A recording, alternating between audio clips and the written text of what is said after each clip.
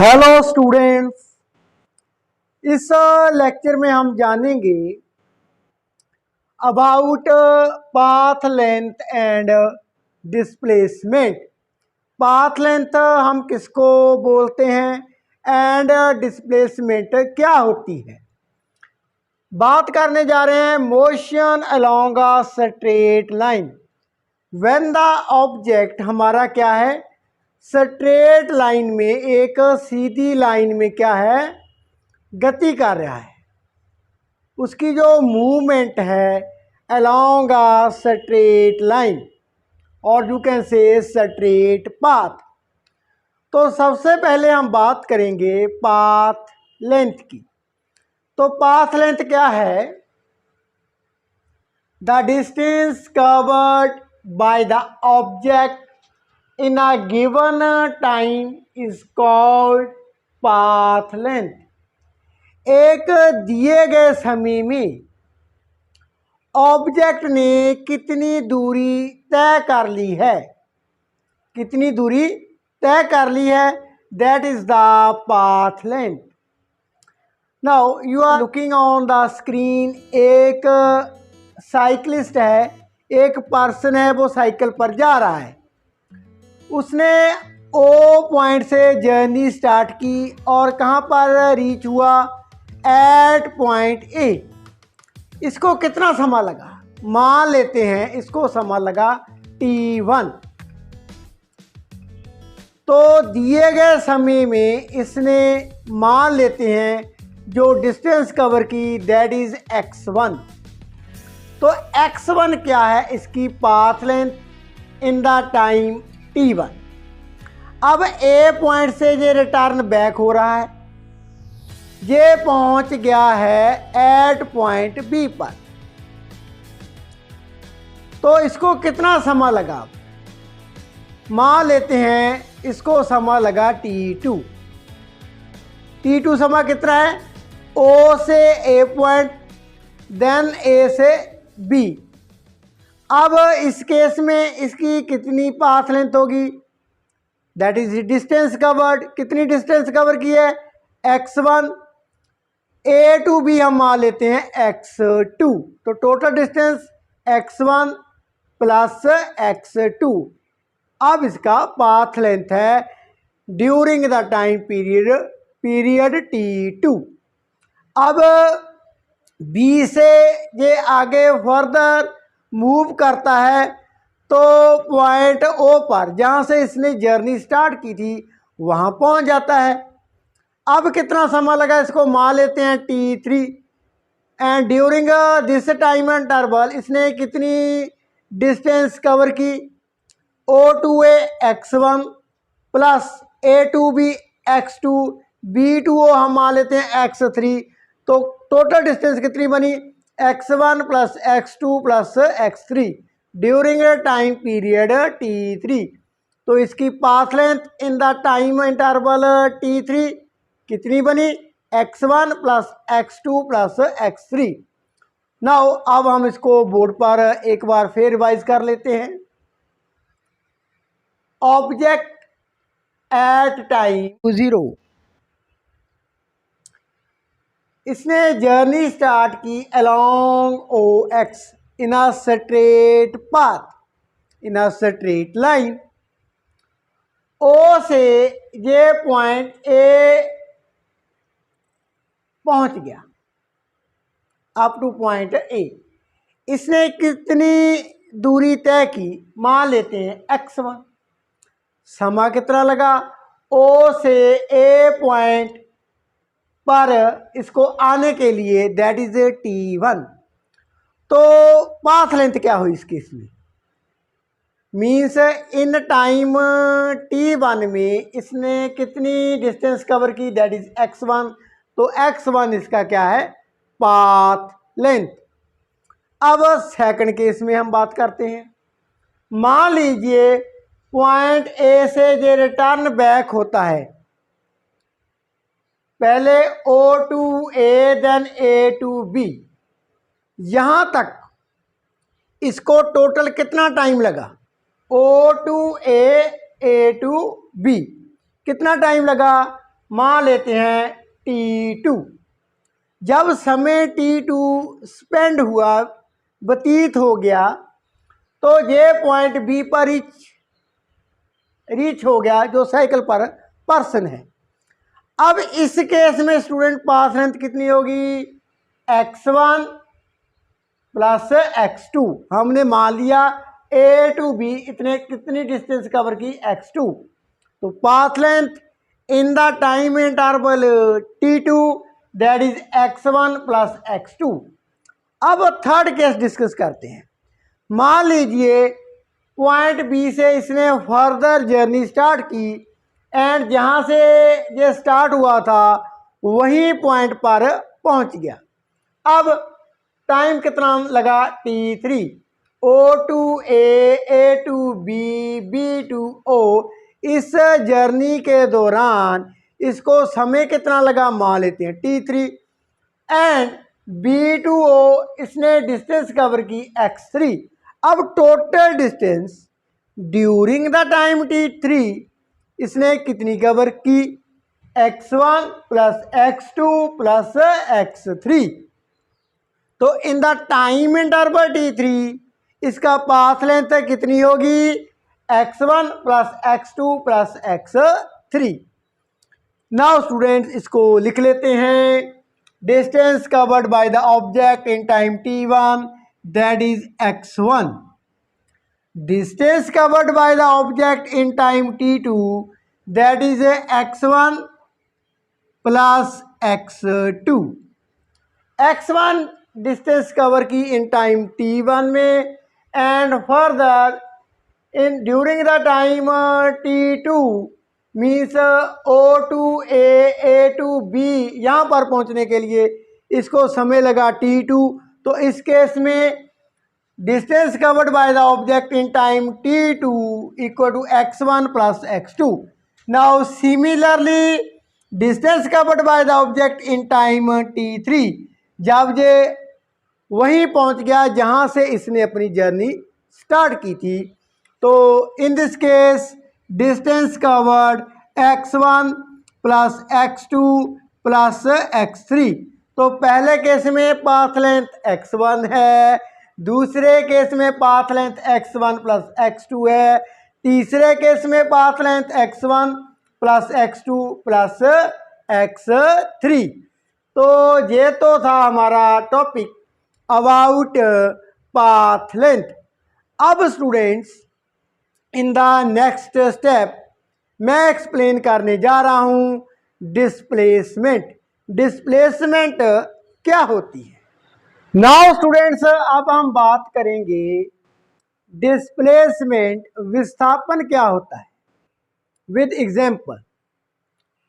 Distance covered by the object in particular direction, किसी विशिष्ट दिशा में तय की गई दूरी को हम क्या बोलते हैं? विस्थापन। तो आए इसको एक एग्जाम्पल के हेल्प के साथ हम अंडरस्टैंड करते हैं, डिस्कस करते हैं व्हाट इज डिस्प्लेसमेंट। तो हम तीनों केस डिस्कस करेंगे as we have done in the path length. तो पहले केस में displacement of the object in time T1, हमारा जो ऑब्जेक्ट है अब किस दिशा में जा रहा है?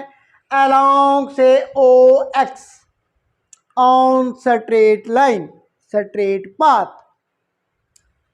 तो पॉइंट ए पर जे पहुंच गया ड्यूरिंग टाइम T1। अब इसकी डिस्प्लेसमेंट कितनी होगी? That is OA equal to x1 minus 0। x1 इसने डिस्टेंस कवर की, but after reaching at point A ये कहीं पर भी मूव नहीं किया। ड्यूरिंग टाइम T1 इसने कितनी डिस्टेंस कवर की? x1। तो इस केस में इसकी डिस्प्लेसमेंट कितनी है? That is O A equal to x1 minus 0 means x1। अब स्टूडेंट इसके distance means the path length and displacement equal है। पहले केस में जो पाथ लेंथ थी मीन्स डिस्टेंस थी वो कितनी थी? x1।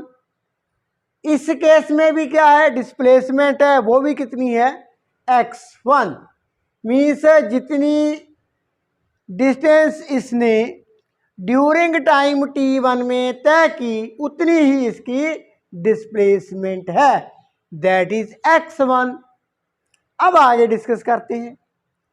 मान लेते हैं पॉइंट ए पर जब ये पहुंच गया, उसके आगे ड्यूरिंग टाइम t2 ओ से जे पहले ए गया, फिर ए से बी पर पहुंच गया, तो इसको टोटल टाइम लगा t2।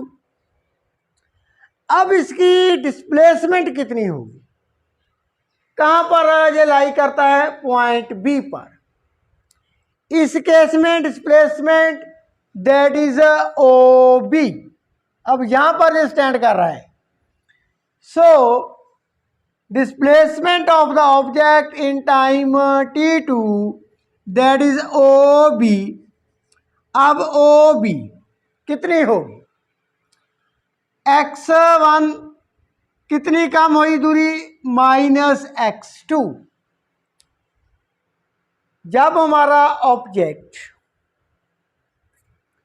स्ट्रेट लाइन पर मूव करता है तो हम मान लेते हैं ओरिजिन से राइट हैंड साइड हम डायरेक्शन को, डिस्टेंस को पॉजिटिव मानते हैं। जब इस डायरेक्शन में जा रहा है, राइट हैंड साइड डायरेक्शन में जा रहा है, तो डिस्टेंस को क्या मान लेते हैं? पॉजिटिव मानते हैं। अगर उसके विपरीत ये मुड़ने लगता है तो क्या है? हम नेगेटिव मानते हैं। अब इस केस में क्या है? पहले ओरिजिन से ये राइट हैंड साइड जा रहा है, पॉजिटिव साइड, तो इसको ही जो डिस्टेंस है हम पॉजिटिव मानेंगे x1। अब ए टू बी रिटर्न बैक, तो लेफ्ट हैंड साइड को जब ये आ रहा है, पहले राइट हैंड साइड जा रहा है, अब लेफ्ट हैंड साइड, तो क्या मानेंगे इसको? नेगेटिव। तो इस केस में डिस्प्लेसमेंट हमारी O B equal to x1 minus x2। x1 minus x2 ये बनी हमारी क्या है? डिस्प्लेसमेंट। मीन्स अब हमारे पास ओ बी x1 से हमने x2 क्या है? माइनस कर दिया। तो पहले केस में क्या था स्टूडेंट? जब हमने पाथ लेंथ डिस्टेंस की बात की थी तब क्या था? x1 plus x2, x1 plus x2। But इस केस में क्या है? x1 minus x2। मीन्स जो ओ बी है वो कम है, जो ओ बी क्या है वो क्या है? उसकी वैल्यू क्या है? कम है। बट एक्चुअली साइकिलिस्ट है जो, उसने ऑब्जेक्ट मान लेते हैं साइकिलिस्ट को, वो साइकिल पर जो पर्सन जा रहा है उसने एक्चुअल में कितनी डिस्टेंस कवर की? x1 plus x2। But displacement क्या बताती है? यहाँ से हमने एक और सीखा है about displacement, that is it gives the shortest distance between two points.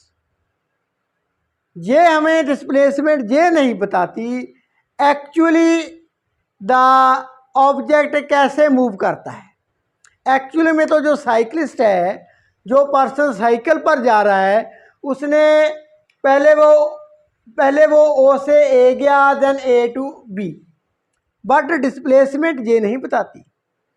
Displacement क्या है सेकंड केस में, ओ बी इक्वल टू हमारे पास क्या है x1 माइनस x2, मी से ये इतनी ही डिस्टेंस की बात हमें डिस्प्लेसमेंट बताती है, me the shortest distance between two points. अब थर्ड केस करते हैं। नाउ स्टूडेंट्स, अब हम थर्ड केस डिस्कस करते हैं। Displacement of the object in time t3। तो object O to A to B, B to O, तो इसने डिस्टेंस कितनी कवर की थी, x1 plus x2 plus x3, but displacement क्या है, distance of the object in particular direction. तो यहां पर अब हम बात करते हैं ऑब्जेक्ट की, वो तो वहीं पर पहुंच गया जहां से उसने जर्नी स्टार्ट की थी। तो यहां पर जो डिस्प्लेसमेंट है means O to O equal to 0। अब students, path length and displacement के बारे में जानने के बाद हम इस नतीजे पर पहुंचे हैं। डिस्प्लेसमेंट क्या है, displacement have the unit of length, पहली बात। दूसरी, डिस्प्लेसमेंट क्या हो सकती है, पॉजिटिव हो सकती है, नेगेटिव हो सकती है, जीरो भी हो सकती है। तीसरी बात हमने क्या सीखी, डिस्प्लेसमेंट है जो वो path length means distance covered by the object, उसके इक्वल भी हो सकती है और कम भी हो सकती है, लेकिन ज़्यादा नहीं होगी।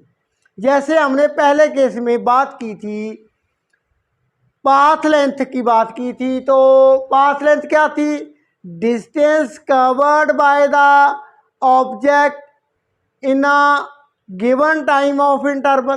तो पहले केस में क्या था, डिस्टेंस क्या थी, x1 थी, एंड डिस्प्लेसमेंट भी कितनी थी, x1 थी। दूसरे केस में क्या थी, डिस्टेंस मीन्स पाथ लेंथ कितनी कवर की उसने, x1 plus x2, x1 plus x2 add up हो गए दोनों, बट डिस्प्लेसमेंट क्या है, x1 माइनस x2।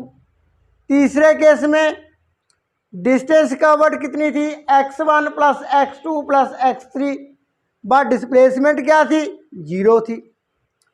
और स्टूडेंट्स, डिस्प्लेसमेंट की बात करें तो displacement gives the shortest distance between two points.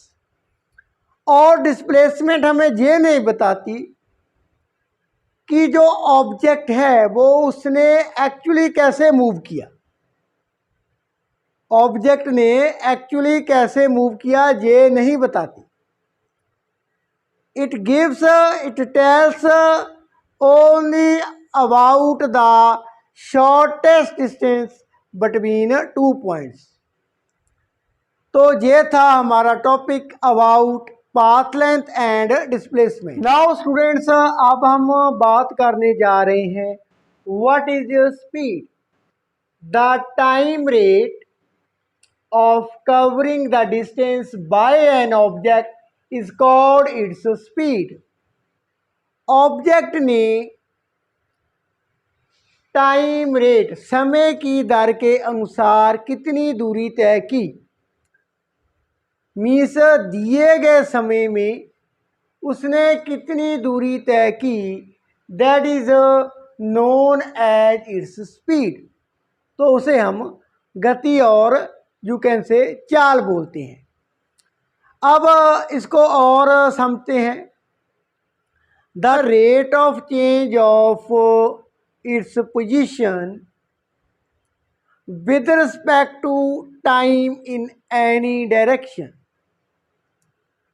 किसी ऑब्जेक्ट की पोजीशन का चेंज हो जाना with the passage of the time is known as speed.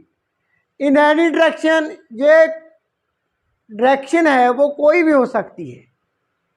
यहाँ पर हम मेंशन नहीं करते इन स्पीड में कि डायरेक्शन किस डायरेक्शन में वो ऑब्जेक्ट मूव हुआ, मीन्स उसकी डायरेक्शन के बारे में हमें कुछ भी ज्ञात नहीं होता।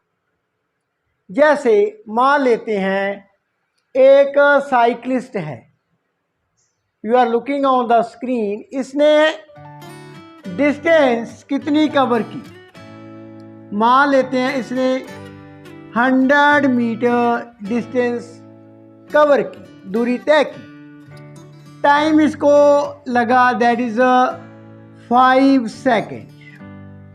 5 सेकेंड में इसने 100 मीटर दूरी तय की। तो इसकी अब स्पीड कितनी होगी? Speed equal to distance over time, means इसने अपनी पोजीशन को चेंज किया with the passage of time.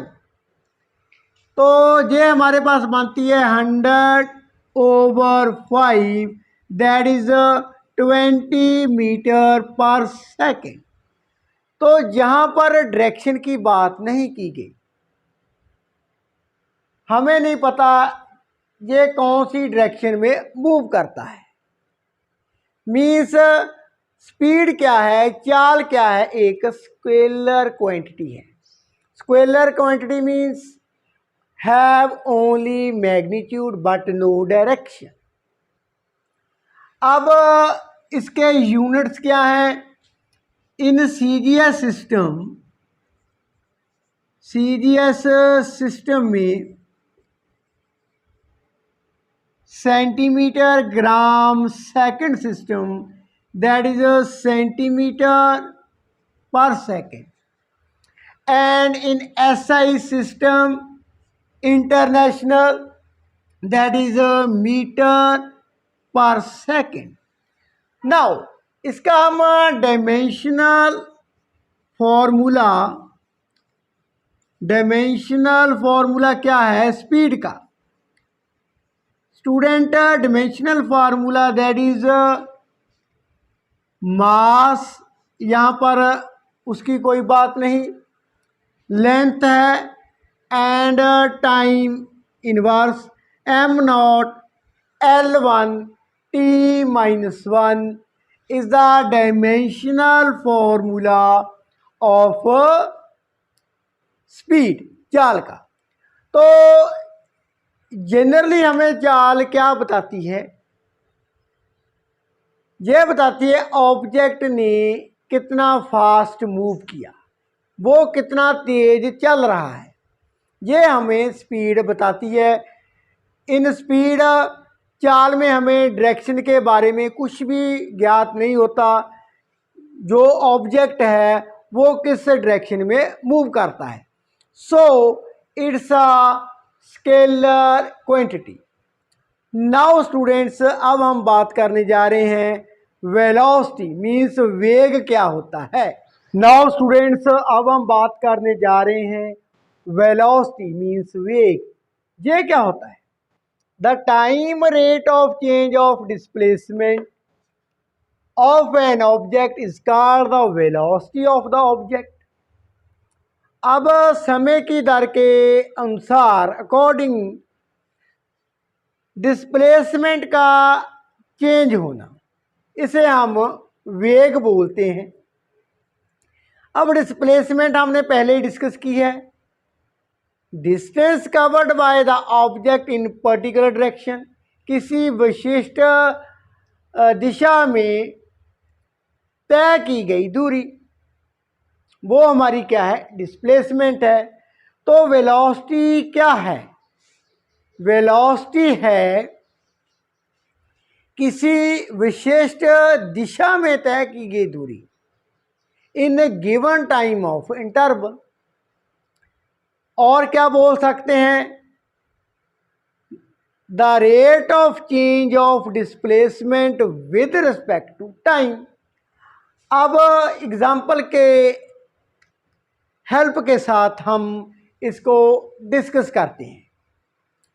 तो एक पर्सन है, वो साइकिल पर जा रहा है। किस दिशा में जा रहा है? पूर्व की दिशा में, टूवर्ड ईस्ट। तो इसने ए टाउन से बी टाउन की जो डिस्प्लेसमेंट है वो है इसकी, मान लेते हैं 1000 मीटर। इसको कितना टाइम लगा? मान लेते हैं 100 सेकेंड। तो वेलोसिटी क्या होगी? 1000 मीटर टुवर्ड ईस्ट है, ओवर कितना टाइम लगा? 100 सेकेंड। तो ये हमारे पास इसकी वेलोसिटी है 10 मीटर पर सेकेंड। तो ये जो साइकिलिस्ट है वो 10 मीटर 1 सेकेंड में क्या कर रहा है? कवर कर रहा है। किस दिशा में? पूर्व की दिशा में। तो ये क्या है हमारे पास? वेलोसिटी। अब इसके इन सीजीएस सिस्टम में यूनिट क्या है? That is centimetre per second. And system international में क्या है? Metre per second. Dimensional formula क्या है? m0L1T-1। तो ये था students about speed and velocity. तो जो हमने स्पीड एंड वेलोसिटी के बारे में जो जाना है, अब इसको ब्रीफली डिस्कस कर लेते हैं। तो स्टूडेंट्स, हमने स्पीड एंड वेलोसिटी की डिस्कशन से क्या सीखा? मैग्नीट्यूड मीन्स मात्रा। Magnitude of velocity of object is called its speed. तो वेग की जो मात्रा होगी वो क्या होगी? ऑब्जेक्ट की स्पीड होगी, चाल होगी, उसे हम चाल बोलेंगे। जब हम दिशा का जिक्र नहीं करेंगे, दिशा की बात नहीं करेंगे, वेलोसिटी की, वेग की ओनली मात्रा की बात करेंगे, तो उसे हम क्या बोलेंगे? स्पीड बोलेंगे, गति बोलेंगे। अब आप वेलोसिटी की डेफिनेशन लिखते हुए ऐसा भी लिख सकते हैं, speed of an object in particular direction. किसी ऑब्जेक्ट की जो गति है जब वो किसी विशिष्ट दिशा में है, किसी पर्टिकुलर डायरेक्शन में है, विशिष्ट दिशा में है, is called velocity of the object. तो उसे क्या बोलेंगे? वेग बोलेंगे। इसके आगे वेलोसिटी, अब हम क्या जाने हैं? वेलोसिटी क्या है? वेक्टर क्वांटिटी है, because it has magnitude and direction, both हैं। तो velocity of the object can be positive, zero and negative. But speed क्या होगी? Speed is a scalar quantity है। Speed of object can only be positive और zero. ये एक difference है। इसके आगे, the speed of object gives only quantitative knowledge of how fast the object moving. तो जो स्पीड है, चाल है, ये हमें क्या बताती है? ये सिर्फ हमें ओनली ये बताती है कि जो ऑब्जेक्ट है वो एक्चुअली कितना तेज चल रहा है, कितनी तेजी से वो मूव कर रहा है। But it tell nothing about the direction of motion. ये दिशा के बारे में हमें नहीं बताता कि जो ऑब्जेक्ट है वो किस दिशा में मूव कर रहा है, किस दिशा में जा रहा है। The speed of an object has same unit as that of velocity. तो वेलोसिटी एंड स्पीड के यूनिट क्या है? वो सेम है, as well as dimensional formula भी क्या है? सेम है। तो स्टूडेंट्स, जितना मैंने आपको स्पीड एंड वेलोसिटी के बारे में बताया है। If you have any question you can ask me in the comment box. इसके आगे की वीडियो में हम जानेंगे about uniform motion, uniform speed, uniform velocity, तो इनका फार्मूला भी ड्राइव करेंगे एंड पोजीशन टाइम ग्राफ को हम डिस्कस करेंगे। So thank you so much for watching.